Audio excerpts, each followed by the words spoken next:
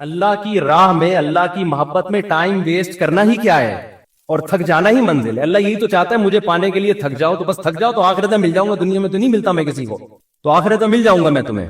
تو اس میں بتا رہا تھا کہ ذکر کو آج ہمارے پڑھے لکھے طبقے نے، کوئی بچہ اگر صبح بیٹھ کے 100 دفعہ تسبیح پڑھ رہا ہو، اپا پیچھے سے آگے تھپڑ لگائے گا، مگر ٹائم ویسٹ کر رہا ہے، تجھے انڈے لینے کے لیے بھیجا تھا میں نے، تو کچھ پڑھ لے۔ ہاں یہ ہے کہ سارا دن ذکر ہی کرتا رہے، باقی کام نہ کرے، وہ تو پھر رہبانیت ہے، اس سے حدیث نے منع کیا۔ باقی کام بھی کرنے، لیکن اپنے اوقات میں اللہ کو یاد کرنے کے لیے بھی ٹائم دینا ہے، اور اس میں یہ مت سوچو کہ وقت ضائع ہو رہا ہے، یہ وقت اللہ کو یاد کرنے میں ضائع ہو رہا ہے، یہ ضائع کرنا ہی کیا ہے، عین عبادت ہے، عین مقصد ہے۔ جیسے قربانی کے دنوں میں جانور کاٹ کے ہلاک کر دینا ہی عبادت ہے، اس لیے کہ پیسہ ضائع ہو رہا ہے بظاہر، لیکن کس کی یاد میں ہو رہا ہے، خدا کے کہنے سے۔ تو جب محبوبہ کے کہنے پہ ٹائم ویسٹ ہونا ویسٹ نہیں لگتا، تو خدا کے کہنے پہ اس کی یاد میں جو ٹائم ویسٹنگ ہے وہ کہاں سے ویسٹنگ ہو گئی؟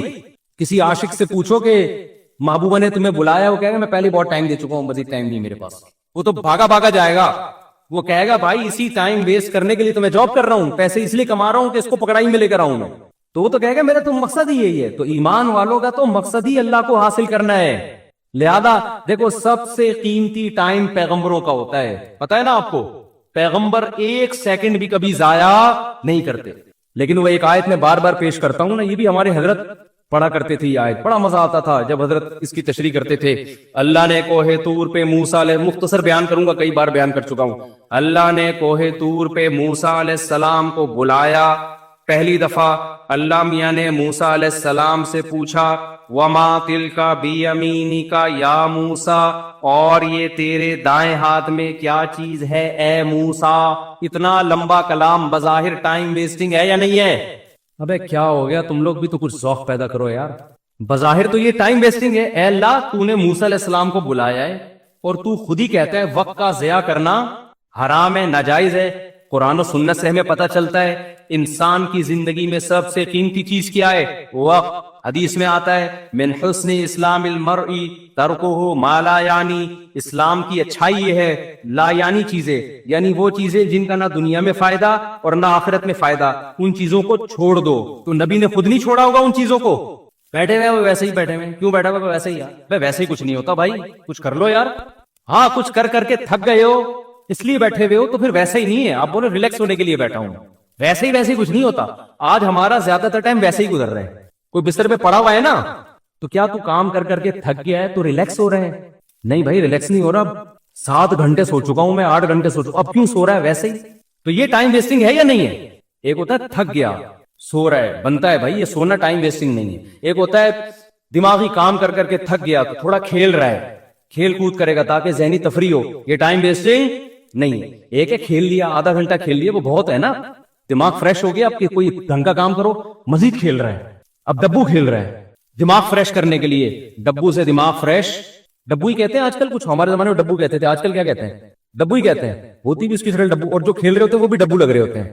ابے تو کھیل کے، ہم بھی دیکھو کھیلتے ہیں، میں بھی ذہنی تفریح، میں جاگنگ کرتا ہوں ذہنی تفریح کے لیے، بھاگتا بہت، پسینہ نکالتا ہوں، ایسا مزہ آتا ہے، جم چلے گئے، بچوں کے ساتھ بہت آدمی انجوائے کرتا ہے، بچوں کے ساتھ کھیلے، محبت بھی ہوتی ہے، بہت بچے اچھے بھی لگتے ہیں۔ اللہ کا شکر ہے آج تک، میں نے بچپن میں ایک دفعہ 2-4 دفعہ ویڈیو گیم کھیلا تھا، پھر بڑوں نے ڈانٹ کے نا تھپڑ لگا کے چھین لیا، اس کے بعد سے جب مدرسے میں ہم گئے ویڈیو گیم نہیں کھیلا جاتا، وہ نادر علی نے کھلوا دیا تھا، وہ تو بیچارے نے وہ بلا کے چلو یار، وہ تو اس کی محبت میں تھوڑا سا ہم نے کہا چلو، وہ بھی مجھے گن پوائنٹ پہ بٹھا دی، میں کیا کرتا، پھر اس کا دیکھ کر ڈھکن جب ہی کھلے گا جب یہ کھولو گے، تو وہ تو میرا ٹائم ویسٹنگ نہیں، کھانا کھانا تھا میں نے۔ لیکن نارملی اس قدر مجھے یہ چیز زہر لگتی ہے کہ یار آپ باقاعدہ ارادہ کر کے ٹائم ضائع کر رہے ہو، جبکہ آپ کو پتا ہے کہ یہ ٹائم قیامت تک میری زندگی میں دوبارہ نہیں ملے گا۔ کیسے کھیل رہے ہوتے ہیں ویڈیو گیم یار، کیسے کھیل رہے ہو؟ ایک گھنٹہ لگے ہوئے اسکور بنا کے، کیا مل رہا ہے تمہیں اسکور بنا کے؟ پیسے بھی مل رہے ہو نا، تو آدمی کہے یار چلو ٹھیک ہے، اول تو اس میں جو پیسے مل رہے ہوتے ہیں وہ جوا ہوتا ہے، وہ تو ویسے ہی حرام ہے، لیکن پیسے کمانے کے لیے بھی وہ کام کرو نا جس میں قوم کو فائدہ ہو۔ یہ پیسے ایسے ہیں جیسے گٹکا بیچ کے پیسے مل رہے ہیں، آپ پیسہ تو مل رہا ہے لیکن قوم کو کیا دے رہے ہو؟ گٹکے دے رہے ہو۔ تو پیسہ آپ کو گیم کھیل کے اگر جیتنے پہ مل بھی رہا ہے تو ٹائم کوئی اس سے کوئی کچھ فائدہ تو نہیں ہو رہا نا۔ ایسا کام کرو آپ اس کا معاوضہ لوگوں سے دو، اس کے بدلے میں لوگوں کو بھی کچھ آپ دو۔ جیسے ڈاکٹر ہے صحت دیتا ہے، بدلے میں پیسے لیتا ہے.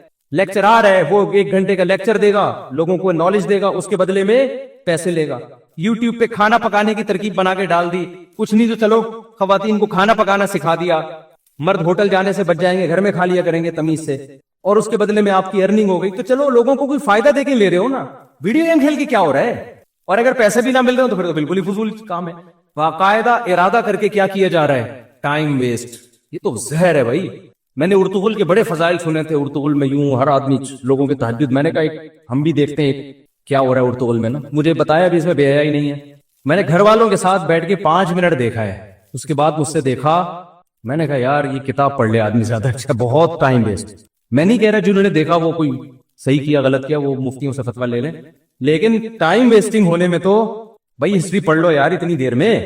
بہت ٹائم ویسٹ ہوتا ہے بھائی, بہت ٹائم. کیسے آپ ارادہ کر کے, ایک ہوتا ہے نا خود بخود ٹائم ویسٹ ہو گیا, آپ پلاننگ کر رہے تھے, کچھ سمجھ میں نہیں آیا, پڑے ہوئے ہیں تو سمجھ میں نہیں آ رہا اس لیے ٹائم ویسٹ ہو رہا ہے. ایک ہو رہا ہے کہ آپ باقاعدہ ارادہ کر کے کیا کرو, ٹائم ویسٹ. میں کہتا ہوں دوستوں کے ساتھ بیٹھ کے گپے مار لینا, یہ ٹائم ویسٹ بھی, یہ بھی ٹائم ویسٹنگ ہے.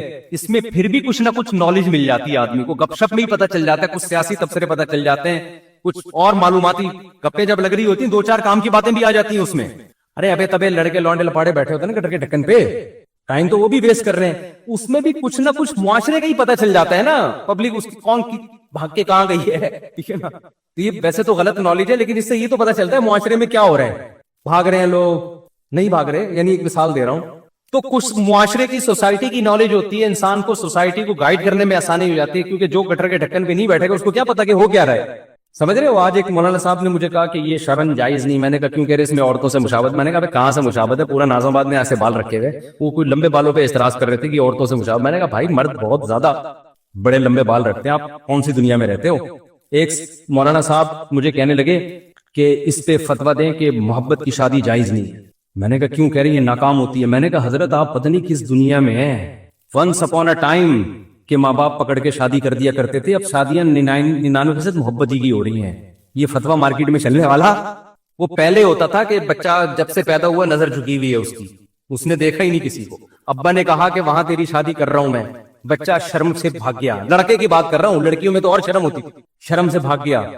اس کو تو محبت تھی نہیں نا, ابا نے شادی کرا دی اور کامیاب لائف گزار. میں نے کہا یہ ونس اپون اے ٹائم اب سیٹنگوں سے ہو رہی ہے. اگر آپ شادیوں کو ہی غلط قرار دے دو گے تو لوگ کہیں گے یار محبت کا ایک رزلٹ صحیح نکل رہا تھا شادی, وہ رزلٹ بھی مفتی صاحب نے کیا کر دیا, حرام. تو خالی محبتیں رہ جائیں گی, شادی مارکیٹ سے کیا ہوگی. تو ہم نہیں کہہ رہے محبتیں کریں پہلے, لیکن ایک مثال ہے کہ اس محبت کا ایک شادی کی صورت میں اچھا رزلٹ نکل رہا تھا. اب وہ رزلٹ پہ آپ پابندی لگا رہے ہو. محبتوں پہ کسی کا باپ بھی پابندی نہیں لگا سکتا اس زمانے میں. سمجھ میں آ رہی ہے بات. وہ اتنی ہو رہی ہیں, کو ایجوکیشن سسٹم ہے, وہاں لڑکی آپ کے ساتھ بیٹھی ہوئی ہے, یہ جتنی بھی نظر جھکائے پڑ جاتی ہے نا انسان کی, پھر پسند آئے گی. تو اسلام نے بھی راستہ دیا بھائی تو شادی کر لے. تو جب انسان بالکل ہی بند کمرے میں بیٹھ کے بات کرتا ہے نا, تو وہ گٹر کے ڈھکن پہ بیٹھے گا تو پتا چلے گا نا کہ بند کمرے سوسائٹی میں ساری شادیاں کیسی ہو رہی ہیں. ہم تو بیٹھے ہیں, پہلے بیٹھتے تھے اب نہیں بیٹھتے. تو گٹر کے ڈھکنوں پہ بیٹھے گا تو پتا چلے گا سوسائٹی میں. وہ پھر مثال دیتا ہوں نا یار, بڑا بےحودہ سا لطیفہ ہے, لیکن کیا کریں یار. وہ ابا نے بچے سے پوچھا بیٹا پتا ہے علامہ اقبال کون تھے. بیٹے نے کہا نہیں پتا. کہہ رہا اچھا لیاقت علی خان کا پتا ہے. کہہ رہے نہیں. کم بخت اسکول جاؤ تو پتا چلے نا. بیٹے نے ابا سے کہا ابا آپ کو پتا ہے وسیم صاحب کون ہے. نہیں بیٹا. ستار کا پتا ہے. ابا گھر پہ رہو تو پتا چلے نا. تو جو جہاں رہتا ہے اس کو وہاں کے حالات بولو, رہو گے سوسائٹی میں. تو میں کہتا ہوں جو دوست احباب تختوں پہ بیٹھ کے گپے لگاتے ہیں غلط ہے, میں اس کو پروموٹ نہیں کر رہا, اس کا بھی ایک لمٹ ہوگی, لگائیں گپے ایک لمٹ, لیکن پھر بھی یار اس میں کچھ نہ کچھ فائدہ ہوتا ہے. ویڈیو گیم میں تو کچھ بھی فائدہ نہیں ہے. تو دوستوں کے ساتھ گپے لگا لیا کرو, تفریح ہو جاتی ہے, ہوا خوری ہو جاتی ہے. یہ کام نہ کیا کرو خدا کا واسطہ, یہ جو ویڈیو گیم والا کام ہے اس میں ٹائم ویسٹنگ کے علاوہ کچھ بھی نہیں ہے. تو جلدی سے بات کو سمیٹ کے ختم کروں, میں لمبی ہوتی جا رہی ہے. تو میں یہ عرض کر رہا تھا کہ حضرت موسیٰ علیہ السلام کو نا, جب میں یہ عرض کر رہا تھا اسلام میں وقت کی حفاظت کی بہت زیادہ ویلیو ہے. تو وقت کا تقاضا یہ ہے, وقت کی حفاظت کا تقاضا یہ ہے کہ بات جب کی جائے تو ٹو دا پوائنٹ کی جائے. یہی تقاضا ہے نا. اب کوئی ڈاکٹر صاحب کے پاس جائے, اس کو فیور ہے اور گھنٹہ لگاتے ہی بتانے کے لیے کہ فیور ہے, ڈاکٹر کہے گا بھائی تو میرا ٹائم کیوں ویسٹ کر رہا ہے, مختصر ڈاکٹر کہے گا نا. لیکن کمال ہے, موسیٰ علیہ السلام جب اللہ کے پاس گئے ہیں تو اللہ میاں موسیٰ علیہ السلام سے پوچھ رہے ہیں کہ اور یہ کیا ہے آپ کے دائیں ہاتھ میں اے موسیٰ. بظاہر یہ بھی ٹائم ویسٹنگ ہے یا نہیں ہے؟ بھائی یہ پہلی بات تو اے اللہ تو سیدھا سیدھا کام بتا، موسیٰ کو کرنا کیا ہے؟ فرعون کے پاس جانا ہے، بھیج دے، یہ معجزہ دکھا دے، بس جاؤ بھائی، سوال پوچھنے کی ضرورت کیا ہے؟ تجھے پتا ہے نا لاٹھی ہے، اور اگر پوچھنا ہے تو ماں ہاذا، یہ کیا ہے، یہ پوچھ لے۔ کتنا لمبا کلام، اور یہ تیرے دائیں ہاتھ میں کیا چیز ہے اے موسیٰ؟ موسیٰ علیہ السلام تو پیغمبر تھے، ٹائم ویسٹ بالکل بھی نہیں کرتے تھے۔ حضرت موسیٰ کو ٹائم بچاتے ہوئے تاکہ میں جو اپنا ہدف ہے فرعون کے پاس جانا اس کو فوکس کروں، میں اس ہدف، ٹائم جتنا ضائع ہوگا، یہاں بظاہر ضائع ہو رہا ہے ٹائم، تو اتنا جواب دیتے لاٹھی۔ یہی جواب دینا میں آپ سے پوچھوں، اور یہ آپ کے کھوپڑی پہ کیا رکھا ہوا ہے؟ کیا نام ہے آپ کا؟ عبد الرحمان بھائی، آپ کہیں گے ٹوپی، یہی کہیں گے نا آپ؟ یہ نہیں کہیں گے یہ میرے سر پہ ٹوپی ہے، یہ تو نہیں کہیں گے۔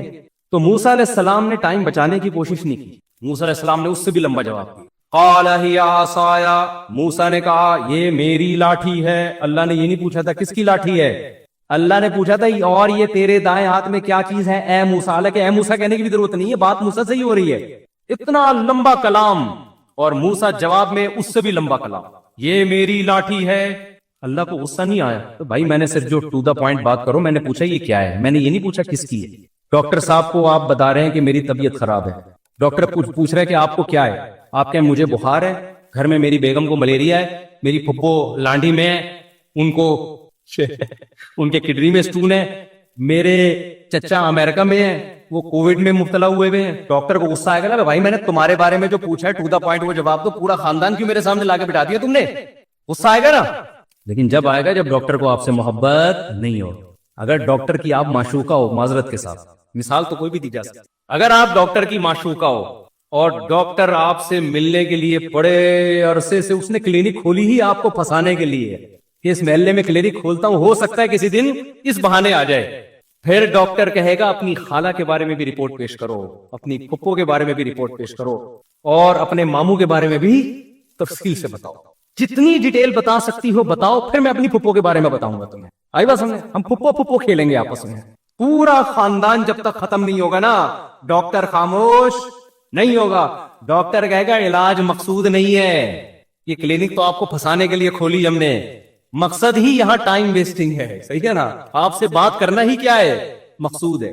تو ایک انسانوں کی محبت ہوتی ہے جو مردار ہے، جو ختم ہونے والی ہے۔ دنیا میں کتنے لیلا مجنون آئے، آج قبر میں کیڑے ان کو کھا رہے ہیں۔ کہیں کا وہ مجنون نے کوشش کی کہ لیلا کی قبر میں جا کے وزٹ کر کے آؤں، وہ سب سڑ گئے، مر گئے۔ اور ایک محبت کس سے ہوتی ہے بھائی؟ اللہ سے ہوتی ہے۔ محبت میں لمبا کلام کر رہے ہیں، یہاں ٹائم ویسٹ کرنا ہی کیا ہے، مقصود ہے۔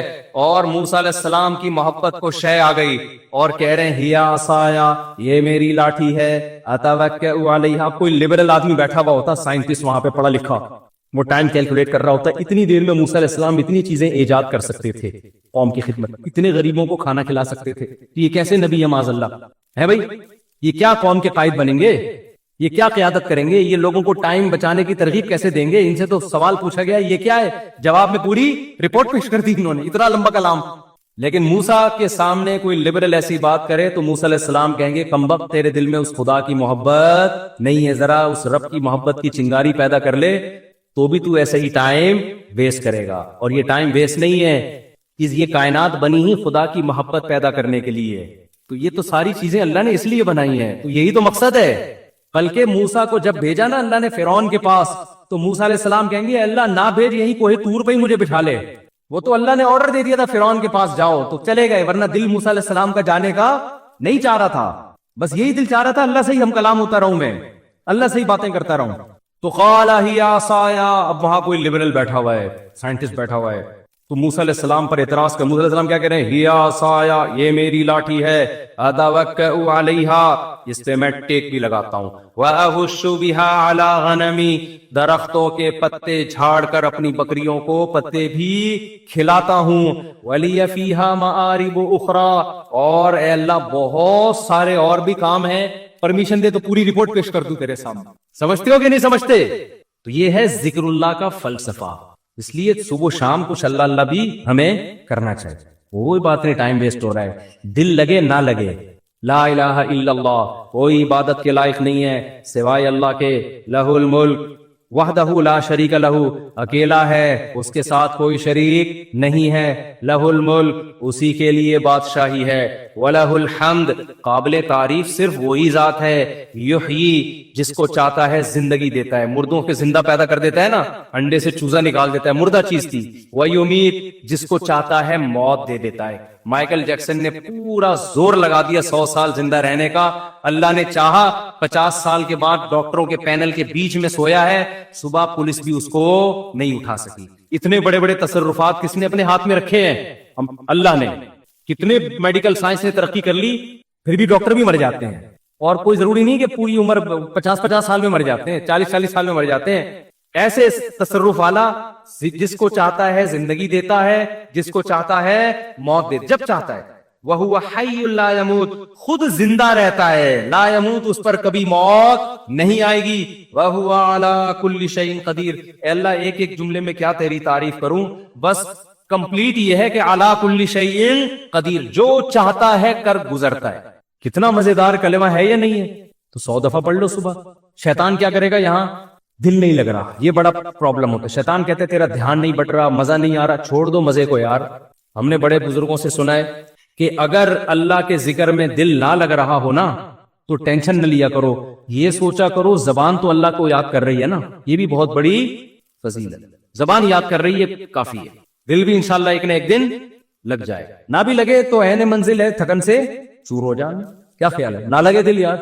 میں نے قصہ سنایا نا، ہمارے کلاس فیلو تھے مدرسے میں، وہ جیسے ہی نماز کے لیے کھڑے ہوتے نیند آ جاتی ہوں، وہ بےچارے بڑے بیزار کہ یار ویسے ٹھیک رہتا ہوں نماز کے لیے کھڑے ہو، تو سجدے میں جاتے ہم اونیاں مار کے اٹھاتے تھے نماز میں نا، اٹھ جا بھائی اگلا سجدہ آنے والا ہے۔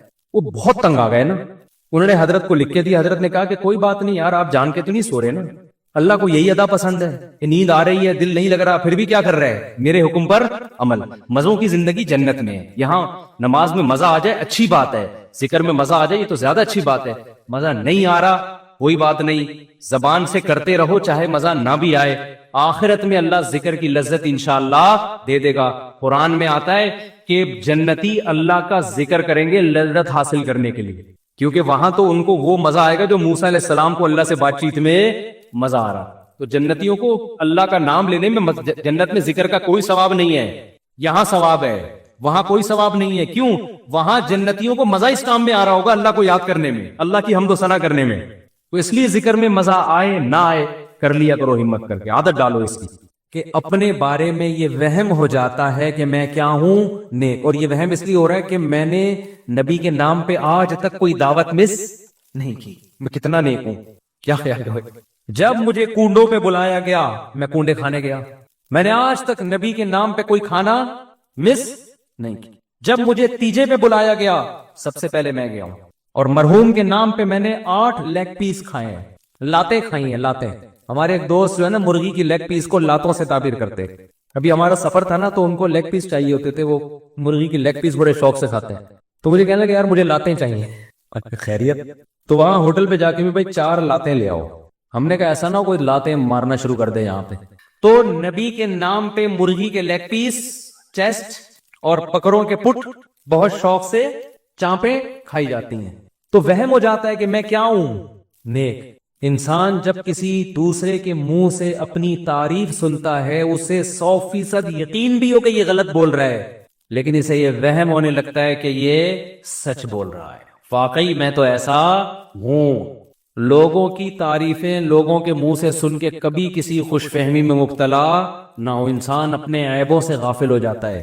حضرت حکیم الامہ مولانا اشرف علی تھانوی رحمہ اللہ تعالی بڑی خاندانی بات فرمایا کرتے تھے، فرماتے تھے کہ اگر کوئی شخص مجھ سے ملنے کے لیے آتا ہے جو میرا مرید نہ ہو، جو مجھ سے اصلاح نہ کروانا چاہتا ہو، اس میں 99 برائیاں ہوں اور ایک خوبی ہو، تو میری نظر اس کی ایک خوبی کی طرف ہوتی ہے، 99 برائیوں کی طرف نہیں ہوتی۔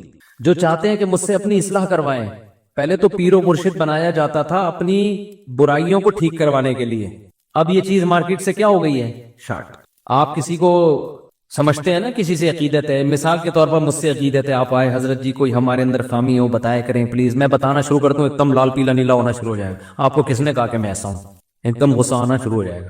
ڈاکٹر کے سامنے غصہ نہیں آتا، ڈاکٹر کہے گا آپ کا جگر صحیح کام نہیں کر رہا, آپ کے پھیپڑے مسئلہ, کبھی نہیں غصہ آ جائے, ڈاکٹر صاحب چیک کریں, اچھی طرح چیک کریں, ٹیسٹ کروا, ٹیسٹ لکھ کے دے دیں, میں آغا خان سے ٹیسٹ کروا لیتا ہوں. لیکن روحانی بیماریوں کا سنتے ہی کیا آ جاتا ہے, باپ بتائے گا اپنے بیٹے کو, بیٹا تمہارے اندر یہ خامی, تو جواب دینا شروع کر دے گا. اپنی خامیاں سننے کا تحمل جس کے اندر پیدا ہو گیا تو سمجھو بس اس کی اصلاح ہو گئی ہے.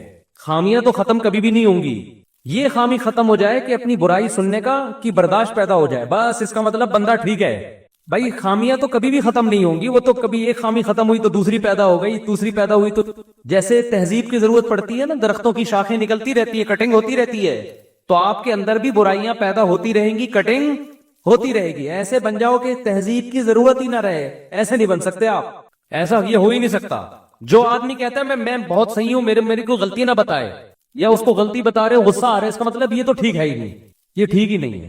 غصہ آنے لگتا ہے, اور خاص طور پہ جب کوئی بڑا سمجھا رہا ہو, باپ اولاد کو سمجھا رہا ہے, اولاد کو غصہ آنا شروع ہو گیا, تو پہلے تو اس کے تکبر کا علاج کراؤ. پہلے اس کا کس کا علاج ہوگا؟ تکبر کا, بعد میں باقی چیزیں. پہلے تو باپ بولے بیٹا تو پہلے نا یہ چیز ٹھیک کر لے کہ تو سننے کا برداشت کی طاقت پیدا کر اپنے اندر. شوہر بیوی کو کوئی غلطی سمجھا رہے تو بھڑکنا شروع ہو جائے, تو وہ غلطی اتنی بڑی غلطی نہیں ہے یہ بھڑکنا. اسی طرح عورت اپنے میاں کو اگر ایک کچھ چیز بتا رہی ہے کہ آپ یہ تھوڑی سی یہ چیز اپنے اندر چینج کر لیں, اور ایک دم غصہ آ جاتا ہے, تو یہ جو ایک دم غصہ آنا ہے یہ زیادہ بڑا فالٹ ہے اس غلطی کی نسبت جو آپ کے اندر ہے, کیونکہ یہ فالٹ شیطان میں تھا. دیکھو غلطی آدم سے بھی ہوئی نا, حضرت آدم علیہ السلام سے اللہ نے کہا کہ یہ درخت سے نہیں کھانا, انہوں نے کھا لیا, مسٹیک ہوئی نا, تو مسٹیک تو آدم سے بھی ہو گئی. اللہ نے کہا غلط کیا, انہوں نے کہا اللہ معافی چاہتا ہوں, غلط ہو گیا مجھ سے, معاف کر دے, ختم. شیطان سے بھی غلطی ہوئی, دو ہی مخلوق زمین پہ رہتی ہے نا, جنات اور انسان, تو دونوں کے باپ سے اللہ نے غلطی ہونے دی. جنات کا باپ شیطان تھا, انسانوں کا باپ آدم.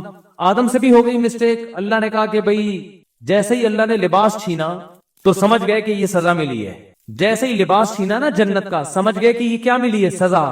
تو اب اللہ سے لڑ نہیں رہے کہ اللہ پہلے بتاتا تو کہ میں غلط کیا, میں اس کو ریورس کرتا, اس مسٹیک کی تلافی کرتا, تو سزا پہلے دے رہا, بتا بعد میں رہے, بتا بعد میں رہے کہ غلطی ہوئی ہے. بھائی سزا سے اندازہ ہو گیا کہ ہم نے کیا کیا ہے, غلط. فوراً آدم اور حوا دونوں اللہ کے دربار میں دعا مانگنے لگے, ربنا ظلمنا انفسنا, اپنی جان پر ہم نے ظلم کر لیا, تو نے اگر ہمیں معاف نہ کیا ہم تباہ ہو برباد ہو جائیں گے.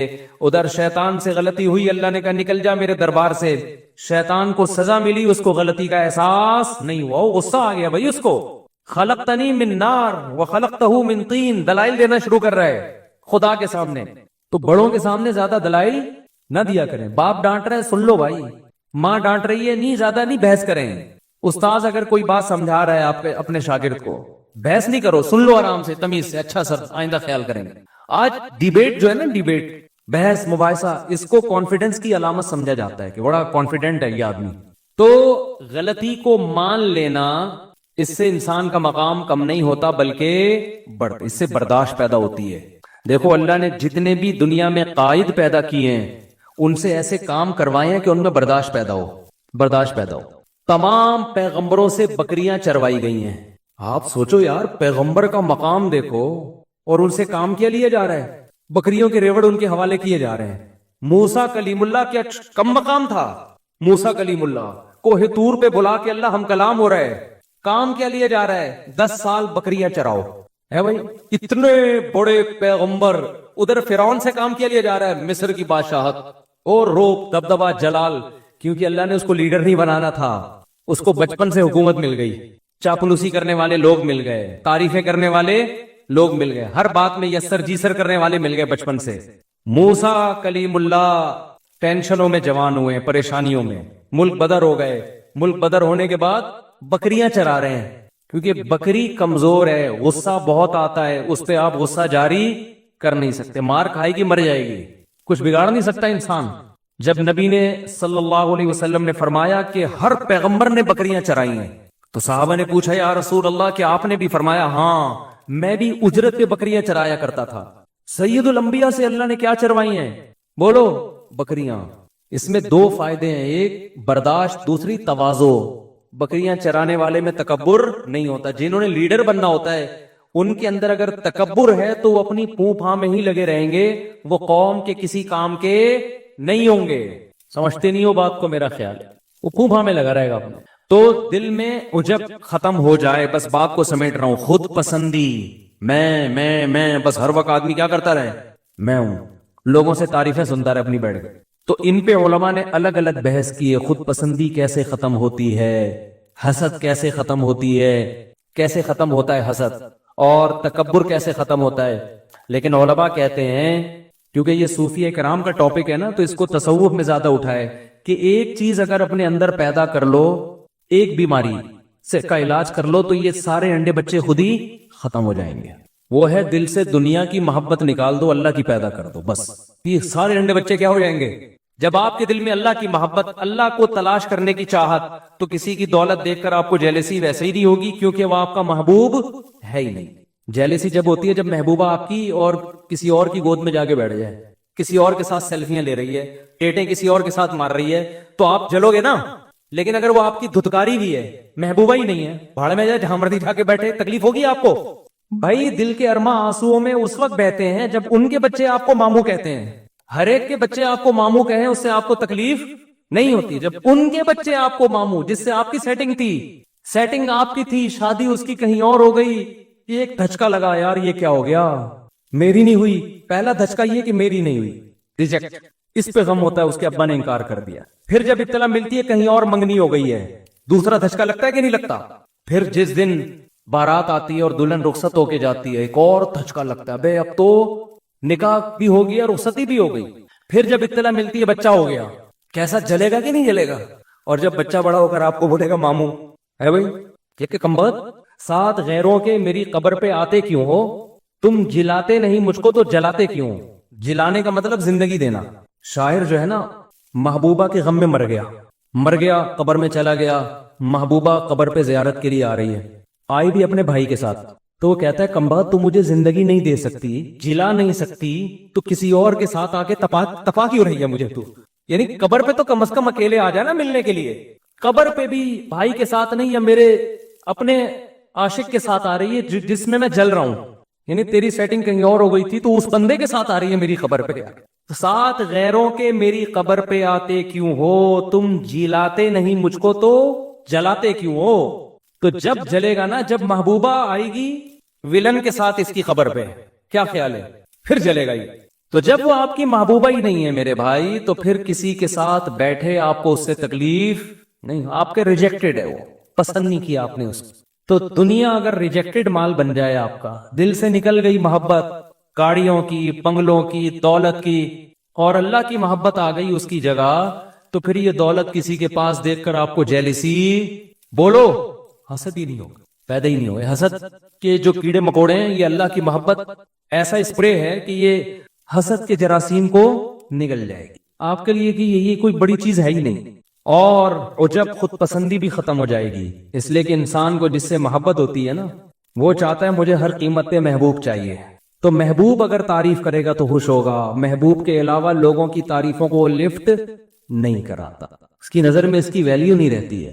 وقت ہو گیا ہے کافی زیادہ، ورنہ اس پہ میں ہر چیز پہ مثالیں دے کے بات سمجھاتا. خلاصہ یہی نکلا کہ اللہ کی محبت پیدا کر لی جائے، اور وہ جب تک نہیں ہوگی جب تک دنیا کی نکلے گی نہیں. یہ دونوں محبتیں ایک دل میں جمع ہو نہیں سکتی، اور دنیا کی جب نکلے گی اس کا ایک فارمولہ ہے، ایک طریقہ ہے. ہر وقت یہ دماغ میں مسلط کریں کہ یہ مسافر خانہ ہے، رہنے کی جگہ نہیں ہے. قبرستان جایا کریں نا، حدیث میں آتے، جا کے دیکھا کرو یہ کیسے پڑے ہوئے. جب جائے نا کسی شاپنگ مال میں، ہو زبردست مالدار لوگ آئے ہوئے ہیں شاپنگ کرنے کے لیے، غریب کو بڑی حسرت ہوتی ہے، یار ایک یہ لگژری لائف اسٹائل ہے، ایک ہمارا جھونپڑا ہے. تو یار شاپنگ مال سے نکل کے سیدھا جاؤ قبرستان. یہ سارے شاپنگ مال والے کہاں جائیں گے؟ لیٹے ہوئے ہوں گے قبروں کے اندر، بڑے بڑے تھے. اس میں آپ ڈیفنس کے قبرستان چلے جاؤ اگر آپ کو رنگی ٹاؤن کا اچھا نہیں لگ رہا. ڈیفنس کے قبرستان جاؤ، کلفٹن کے قبرستان جاؤ، آپ کو لگے گا بھائی اورنگی ٹاؤن کے قبرستان میں اور ڈیفنس کے قبرستان میں اوپر سے تو فرق ہے، اندر سے کوئی فرق.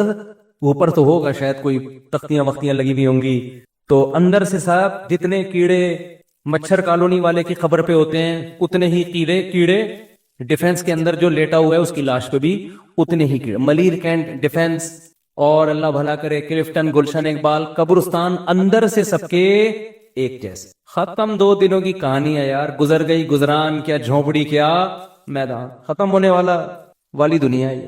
کیا کرنے سے دل لگا.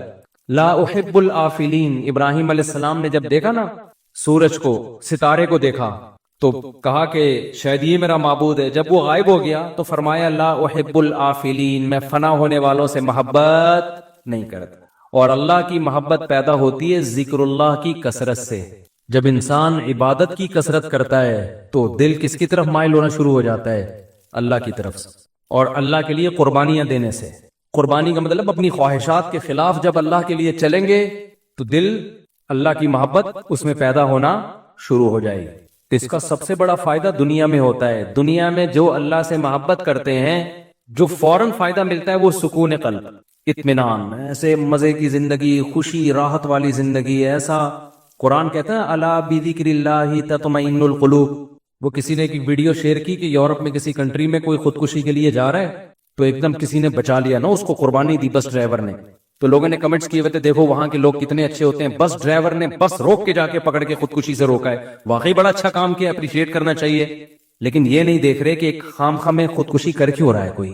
اس معاشرے کے پازیٹو پہلو کو تو دکھایا جا رہا ہے کہ اگر ہمارے ہاں کوئی کر رہا ہوتا تو بس ڈرائیور نہیں روکتا، بلکہ عین ممکن ہے بس کی وجہ سے خودکشی کر رہی. کوئی 4K میں بیٹھ جائے نا کراچی میں، جب تک وہ بس کے اندر ہے اس کا دل کرے گا میں خودکشی کر لوں، کھڑکی سے چھلانگ لگا لوں. میں وہ تو شکر ہے اترنے کے بعد پھر وہ سکون ملتا ہے تو خودکشی کے خیالات ختم. 4K یہاں کھڑی بھی تھی نیو کراچی میں، چلا ہی نہیں رہا تھا، بھرے جا رہا ہے، ہل ہی نہیں رہا.